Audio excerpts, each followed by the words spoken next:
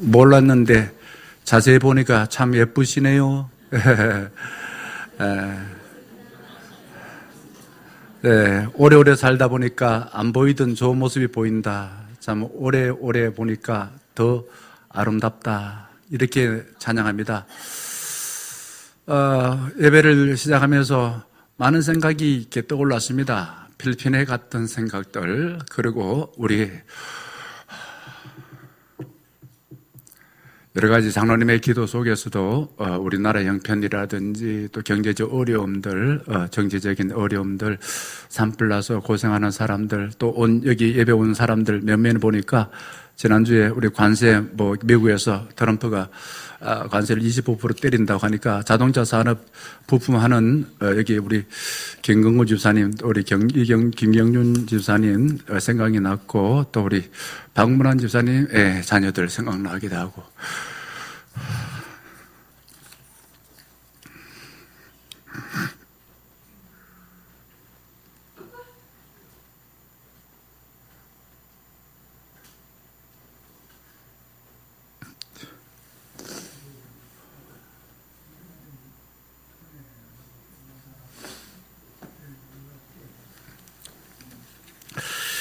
예, 죄송합니다. 예. 주신 말씀을 가지고 하나님께서 예수님을 주와 그리스도가 되게 하셨다라는 제목으로 말씀을 전하겠습니다. 우리는 누군가를 주인으로 삼지 않으면 두려워서 살 수가 없습니다. 그런데 주로 그 당대에 가장 강한 것을 주인으로 삼으려고 해요.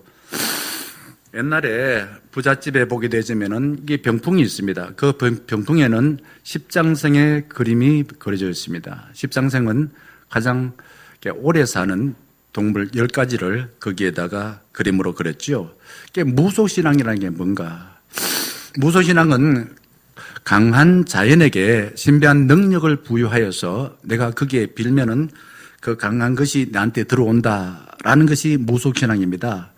그런데 이 강하고 어쨌든 편리한 것을 주인으로 삼아서 살다 보면은 잠깐은 우리가 즐거워요. 그런데 나중에 되어지면은 그것에 의해서 내가 버림받는 것을 보게 되어집니다.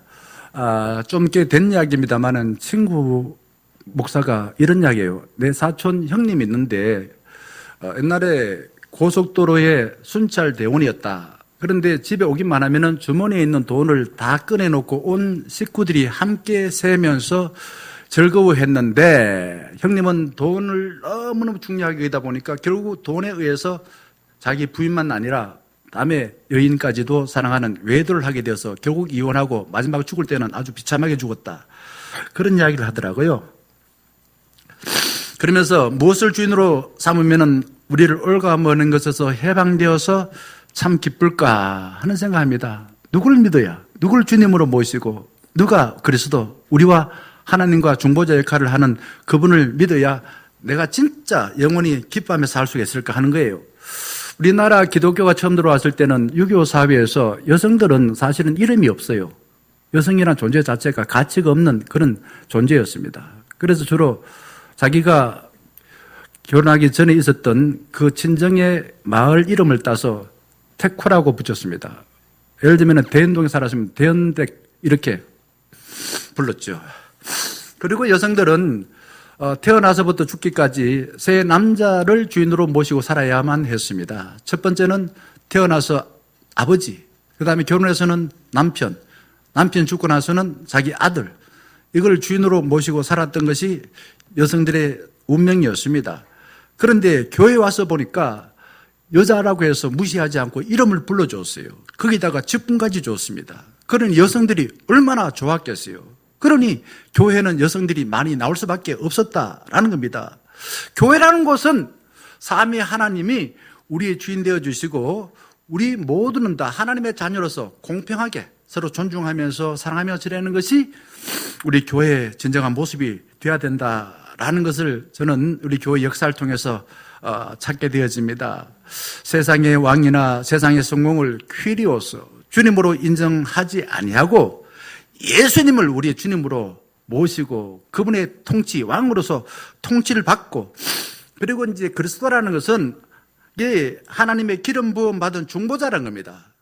그렇게 될 때에 우리는 그의 자녀로서 모두가 다 하나님의 가족으로 서로 사랑하면서 서로 존중하며 그렇게 살 수 있는 겁니다. 어떤 권사님이 남편이 아주 그냥 예수 믿는다고 해서 힘들게 했어요. 핍박도 하고 막 죽이겠다고 협박도 하고 그랬습니다. 그때마다 하나님께 기도하면서 이렇게 하나님 불렀습니다. 하나님 아버지, 하나님 아버지. 이렇게 부르면은 남편의 그 위협으로부터 마음이 평안해진대요. 또 죽고 싶은 마음이 들다가도 살고 싶은 용기가 생긴다라는 이야기를 들었습니다. 인간은 별별 명분을 다 붙여서 나는 대단하고 상대방은 쓸모없다, 하찮다라고 대우를 하고 싶어 해요. 이게 이제 인간이 만들어놓은 사회의 어떤 질서, 그게 이데올로기, 이런 거라 볼 수 있습니다. 신분 가지고서 뭐 양반이다, 상놈이다, 남자다, 여자다, 성별이죠. 그 인정, 그리고 흑인이다, 백인이다, 그리고 뭐 계층, 부자다, 가난한 사람이다, 그리고 인연적으로 자본주의다, 사회주의다, 이런 거 갖고 차별하면은 죄가 돼요. 큰일 납니다. 그렇잖아요. 축구선수 중에서 어떻게 자기는 백인이라고 해서 동양인을 눈치 찢어졌다고 표현해가지고 그 사람 징계 먹고 하는 거 봤잖아요. 이게 죄라는 거예요. 이런 거 갖고서 차별하면 안 됩니다. 남을 공경하면 안 돼요. 그래서 성경에서는 외모를 보고서 사람을 평가하지 말라고 말합니다. 저는 예수님을 주인으로 삼고 왕으로 통치를 받아서 우리 친구 중에서 부자들도 있는데 걔들의 삶이 참 행복할까, 부유하게 살까 좀 비교해 볼 때 가끔 있어요. 왜? 내가 예수 믿는 목사로서. 그럴 때 감히 이야기하다 보면은 나 예수 믿고서 나는 비록 니만큼 돈은 많이 가지지 못했지만은 좀 하나님 주신 은혜를 받아서 부유한 복을 누리고 살아가고 있구나 하는 생각이 들 때가 많습니다. 내가 왕처럼 군림하는 것과 예수님을 왕으로 여기고 통치받는 것, 내 욕망에 따라 살아가는 것과 그리고 하나님의 뜻대로 사는 가운데에 어느 것을 선택하여 살면은 더 부유한 복을 받고 살까요? 내가 주인 된다? 하나님 주인 된다? 내 욕망대로 산다? 하나님 뜻대로 산다? 삶이 재미가 없고 헉헉거리는 이유가 있습니다. 내가 주인 되어서 다른 사람을 내 욕망을 위해서 이용하기 때문에 그렇습니다. 늘 헉헉거려요. 그러면요. 어떤 처지에 있든지 예수 그리스도를 믿고 교회 공동체 안에서 지도를 잘 받게 되면은 정말 하나님이 약속하신 복을 부유하게 누리고 살아갈 수가 있는 것입니다. 저도 어릴 적에 또 어떨 때는 그래요. 좀 내 마음대로 살고 싶지. 예수님을 주인으로 모시고 예수님을 그리스도로 고백하고 사는 거 그거 좀 거창스럽다. 그래서 하면 답답하지. 이런 생각이 들 때가 있었습니다. 그래서 예수님을 주님이나 중보자로 모시고 싶지 않고 내 마음대로 살고 싶은 유혹이 들 때가 있을 때마다 깜짝깜짝 놀라죠. 아, 이게 인간이구나. 내가 그렇구나. 라는 생각이 들지요. 보네프 목사는 38살에 사형당했습니다. 잘 알잖아요. 지금 영화가 나왔습니다만은 이분은 히틀러에 처형당했으나 아마 신학자 중에서 아주 천재적인 신학자다. 그리고 목회자들한테 상 받는 그런 신학자로 지금 또 존경받습니다. 근데 그분이 비록 짧은 인생을 살았지만은 가장 아름답고 가장 부유한 삶을 살았다고 말합니다. 왜 그럴까요? 예수 그리스도를 주로 예수 그리스도를 그리스도로 모시고 살았기 때문에 가능한 삶이었다고 생각되었습니다. 예수님보다 세상에 정말 공부도 많이 한 사람 많고 돈도 많은 사람 많고 외모도 뛰어난 사람 많고 뭐 도덕적으로도 또 뭐 애국심을 이야기한다면 예수님보다 훌륭한 사람이 더 많아요. 하지만 우리가 예수 그리스도를 나의 주님으로 또한 우리의 그리스도 중보자로 인정하고 살게 될 때에 우리는 내 자신의 삶을 잘 살았구나. 나는 하나님이 보내주신 이 땅 위에서 부유한 복을 잘 누리고 살았구나 라고 고백할 수 있는 것입니다. 세상에 정말 발달된 기술 문명을 바라보게 되지면은 그것만 가지고 있으면은 우리는 처음에 스마트폰 그것만 가지고 있으면은 뭐 예수님 필요 없어. 뭐 우리가 뭐 그거 와서 예수님한테 뭐 그냥 울면서 뭐 회개하고 뭐 달라고 이야기하고 그렇게 구질구질하게 살 필요 없어. 이런 생각이 들 때가 있었지 않습니까? 또 어떨 때는 이 세상에서 유명한 연예인들이라든지 또 오락이든지 또한 힘 있는 정치인들만 의지하면은 나는 뭐 예수님을 주님으로 고백하거나 그리스도 고백하고 살 필요가 없다고 생각하지 않았습니까? 내가 이 세상에 살면서 돈이 정말 전부라고 생각되어져 가지고 돈만 있으면은 우리가 하나님 믿지 아니하고 날마다 삶의 기쁨이 샘 솟듯이 솟아날 걸로 착각하고 살 때 있지 않습니까? 그런데 하나님께서 이루어 가시는 삶과 세상이 통치하는 방법은 달라요. 그 모양도 다르고 그 질적인 그 상태도 달라요. 차원이 다른 그런 세상을 또 삶을 살 수가 있는 것입니다. 예수 그리스도를 주님으로 모시고 예수 그리스도를 그리스도로 고백하는 삶은 이 세상이 주는 그 기쁨과는 차원이 다른 기쁨을 누릴 수 있다는 겁니다. 오늘 주신 말씀은요, 이렇게 시작되어집니다. 베드로는 성령이 충만하여서 예수 그리스도를 정말 나의 주님으로 그리스도로 고백하는데 그렇게 할 수 있었던 비결은 뭐냐? 예수 그리스도의 십자가와 부활을 믿었기 때문에 가능했습니다. 근데 이 설교를 하게 된 것은 예수님이 십자가의 죽음과 부활을 당한 그 사실이 있고 난 뒤에 불과 2달이 지나지 않았어요. 그러니 이 설교 들은 것이 과연 가짜였다면, 예수 그리스도가 십자가에 죽지 않았다면, 부활하지 않았다면 베드로의 설교가 사람들한테 거짓말이야, 믿지 마, 듣지 마 라고 조롱을 받았을 거라고 생각되어집니다. 하지만은 베드로의 설교를 들은 사람들이 5,000명씩 생겼어요. 베드로의 설교를 듣고 변화된 사람이 5,000명이나 생겼다는 겁니다. 예수님이 십자가에 죽지 않았고 부활하지 않았다면 베드로의 삶은 의미가 없어요. 또한 5,000명이 구원받는 사람이 생기지 않았을 것입니다. 예수 그리스도가 부활했다는 것은 예수님이 하나님의 아들이시고 예수님의 말씀을 믿어도 좋다라는 뜻인 것입니다. 자기를 내어주는 예수님의 희생을 하나님께서 기쁘게 받아주셔서 주와 그리스도로 세워주셨다라는 거예요. 주가 됐다, 그리스도가 됐다라는 것은 하나님께서 예수님을 그렇게 한 거 아닙니까? 그 비결은 다른 것이 아니라 예수님이 십자가를 지셨기 때문에, 즉 하나님의 뜻에 따라 순종하여 살았기 때문에 예수님이 주와 그리스도가 된 것입니다. 그러면서 22절 말씀에 이렇게 나와 있어요. 베드로는 설교를 하면서 여러분 다 알다시피 예수가 십자가 죽으시고 또 부활하시기 전에 예수님이 공생애 동안에 우리에게 많은 이 표적과 기사와 이적을 보여주지 않았습니까? 이렇게 말하고 있습니다. 그렇습니다. 예수님이 병을 고쳐주고 귀신을 쫓아내주고 그래서 자신이 누구인지 사람들에게 알려줘서 나를 통해서 하나님 나라를 사시오 라고 하였습니다.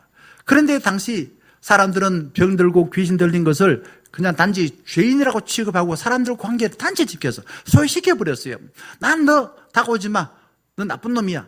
너 더러워. 이런 식으로 해서 사람을 차별하고 혐오하고 다가오지 못하도록 가로막았습니다. 그런데 예수님은 그러지 않았어요. 죄인이라고 해서 그들 그냥 멀리하지 아니하고 그 죄라고 말하고 있는 그 병 그리고 귀신을 예수님이 더러워지고 욕을 먹어가면서 해결해 주었습니다. 이게 예수님 하신 일이에요. 저는 이 예수님의 마음을 우리 그리스도인들도 알기를 바라는 마음입니다. 그래요. 세상에 길들여진 사람들은 다른 사람을 바라볼 때마다 너는 죄인이야, 넌 뭐 없어, 넌 부족해, 넌 나하고 달라 라고 말하면서 그 사람이 나한테 다가오지 못하도록 자꾸 가로막고 올 때가 많습니다.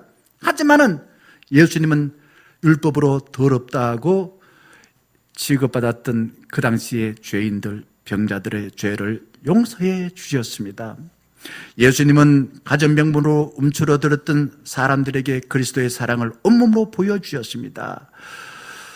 사람들은 예수님의 사역, 예수님을 만남으로 인하여서 예수님의 병 고쳐줌으로 인하여서 삶의 희망이 북돋아졌습니다.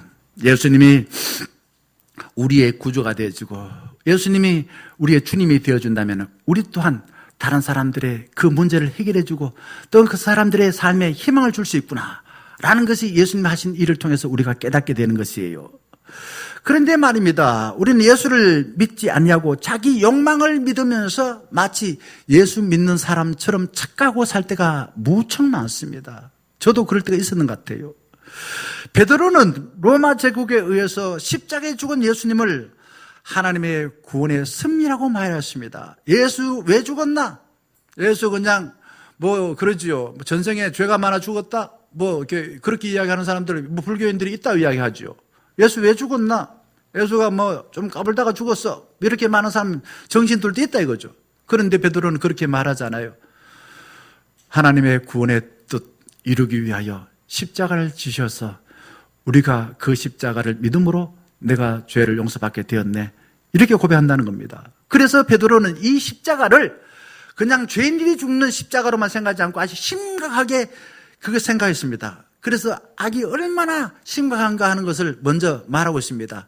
예수님 십자가 지시기 전에 마태복음 26장이나 27장 보게 되면 그 아래에 있었던 사람들을 네가 하나님이냐 아들이냐, 네가 하나님 아들이면 당장 내려오너라 이렇게 이야기하고 그 아래에서 조롱할 뿐만 아니라 예수님 침 뱉고 말입니다. 옷을 제비 뽑기하고 저주하고 그랬었어요. 그리고는 예수님을 단판에 죽이지 아니하고 서서히 말려서 죽이는 거예요. 손과 발에다가 못을 쳐서 서서히 죽게 만들었습니다. 이게 무슨 말이냐?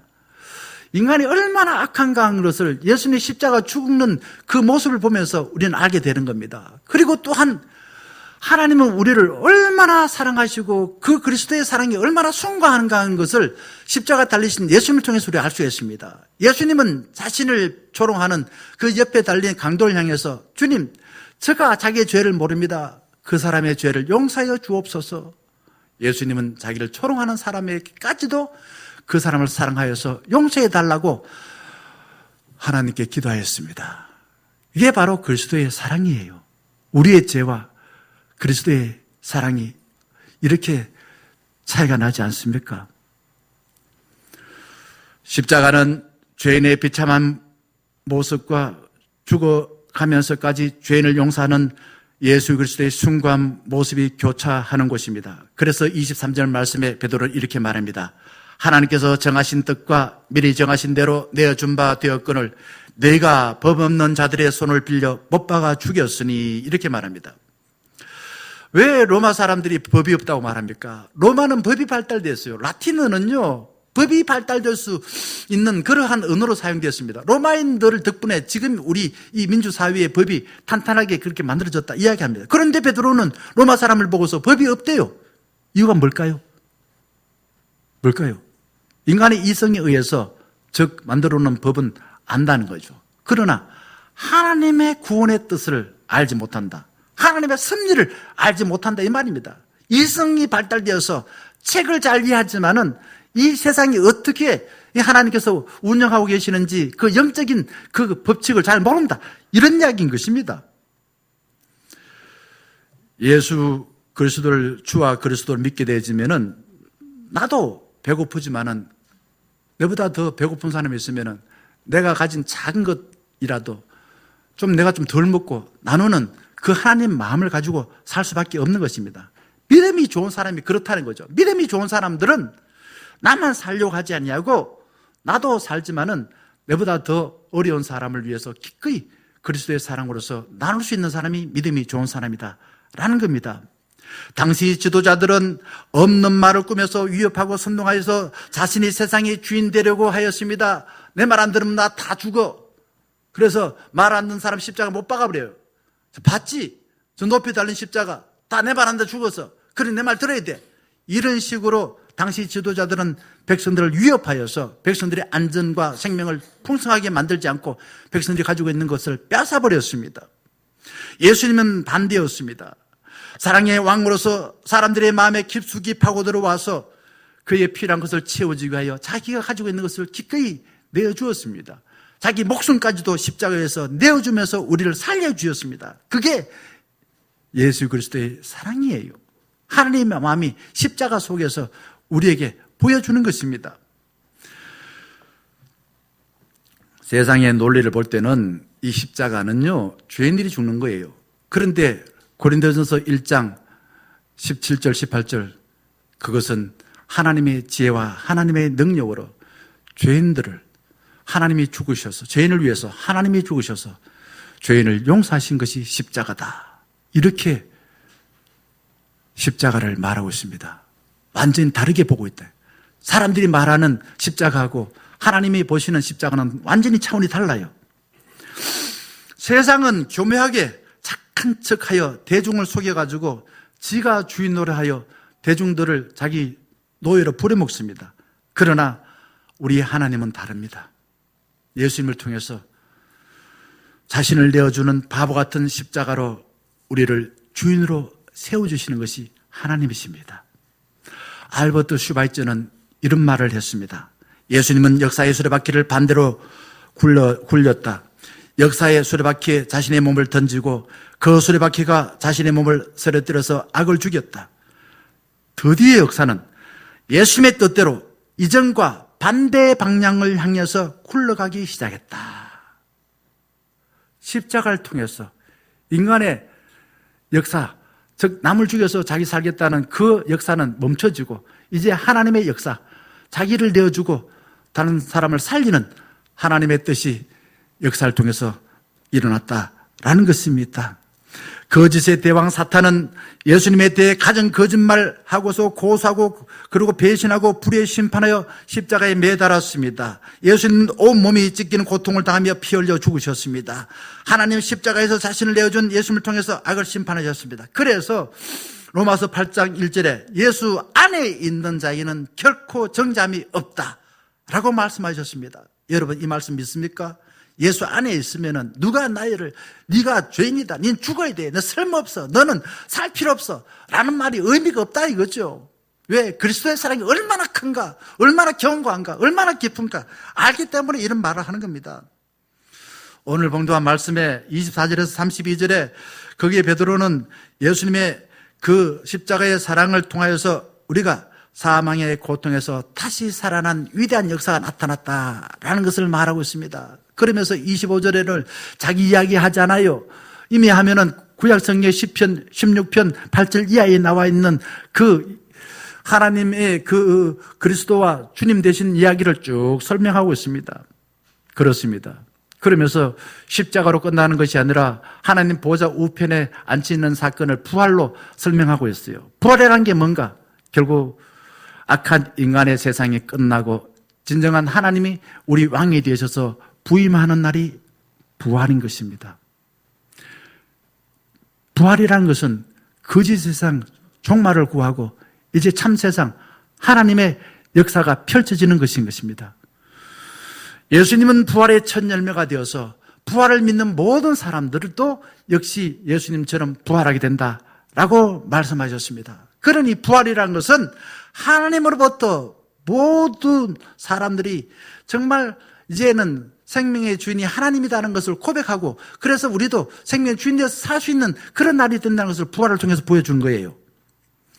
하나님의 지혜와 능력인 십자가와 예수님의 부활을 믿을 때에 하나님의 지혜와 하나님의 능력을 다 알 수가 있다라는 것입니다. 하나님은 예수님의 부활을 통해서 세상의 주도권을 예수님의 손에 쥐어주셨습니다. 그리고 쭉 35절에서 33절에서 35절 보세요. 여기 보게 되면 부활한 예수님은 하나님 오른손에 높이 들려서 하나님 보좌 우편에 등극하셨다라고 말합니다.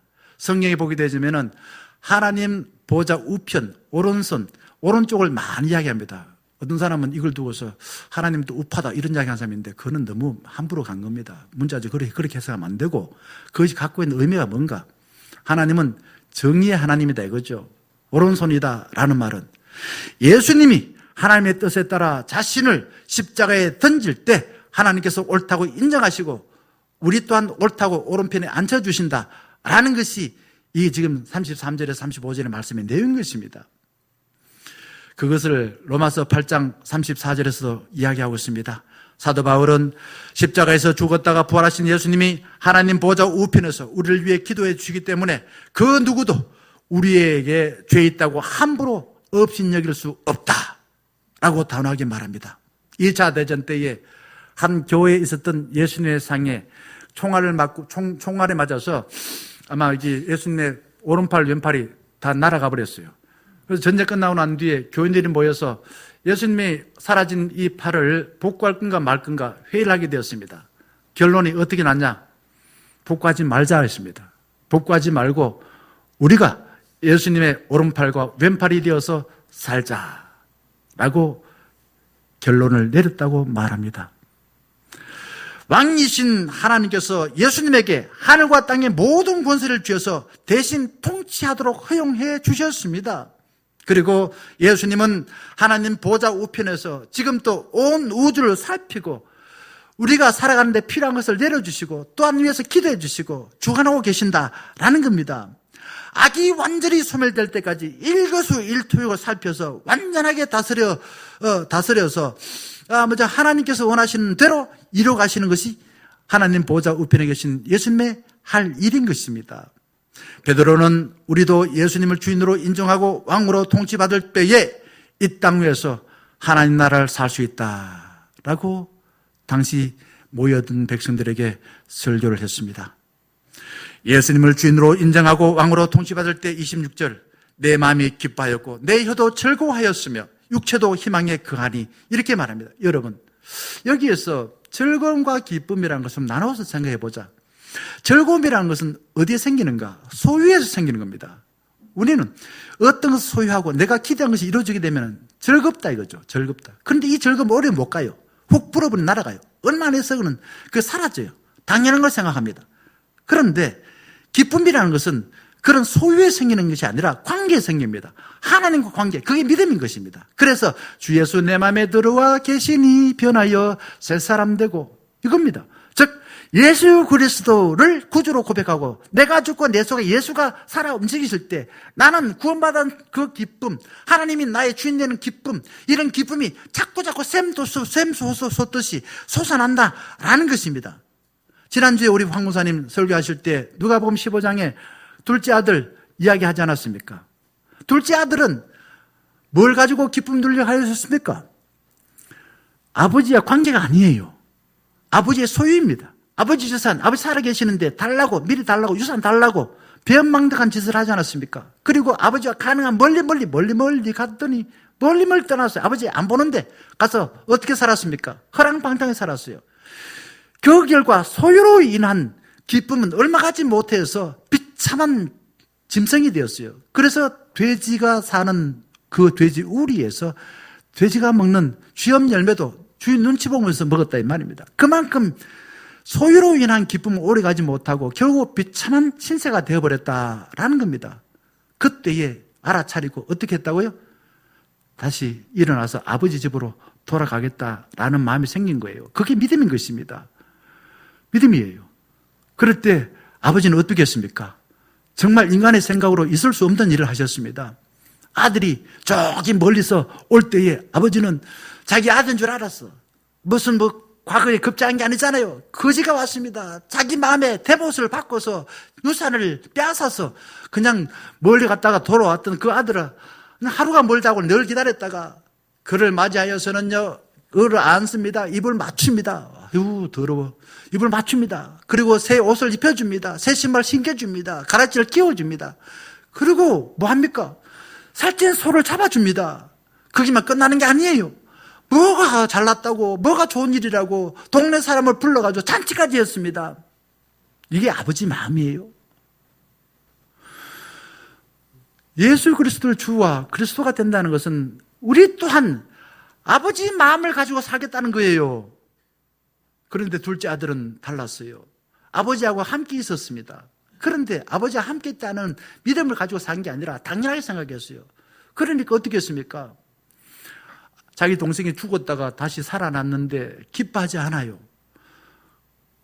자기 동생이 집에 들어왔다는 것을 아주 그냥 비웃어요.